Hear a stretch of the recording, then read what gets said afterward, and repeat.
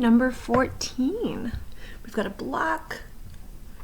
It's at rest. Okay, I like when they start at rest. That's easier.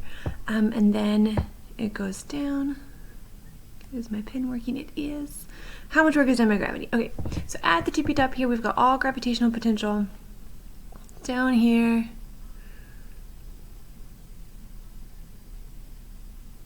we don't know how fast it's going. Weird.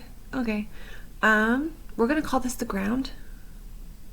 Makes it easy. Okay, so we go from gravitational potential at A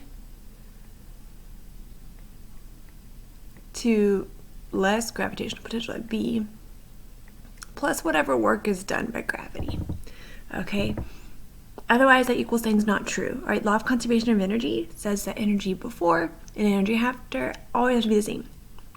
Okay, any discrepancy in energy means work was done by something. So in this case, work is done by gravity. So we have mgh at A equals mgh at B plus the work done. All right, because we're gonna have less potential energy at B because we're like closer to the Earth. So that difference in energy is going to be made up by the work. So let's get our mass is 0.6, gravity is 9.8. Ooh, we don't know the height. It's tempting to put 4, but that's not the height. The height is this bit, this h. This is opposite the angle, so we're going to do sine. And I'm going to do this slowly because it's been a few videos since I've done it. So sine theta is opposite over hypotenuse. So the sine of 36.9 equals h over 4. So 4 times the sine of 36.9 equals our h. You know what? I'm just going to put that over here. I'm not going to multiply it yet. 4 times the sine of 36.8 equals. Okay, so then we have the mass, which is 0.6, the gravity, which is 9.8, times the height at B. Well, the height at B is 0. So that's 0 plus the work done. So anything times 0 is 0. So that goes to 0. So we have this gross thing, but it's all just numbers, so we can calculate it.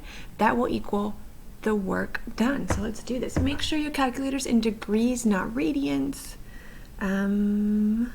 Mode. Okay, I'm in degrees. Cool. Okay, so sine of 36.9 times 4 times 9.8 times 0.6. I got 14.1. And now the question is it positive 14.1 or negative 14.1?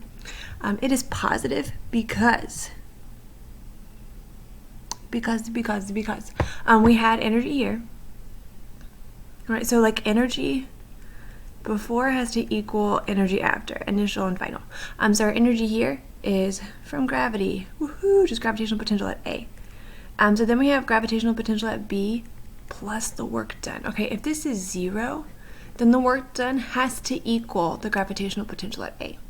Okay, if this is negative, then that means that like we're missing stuff.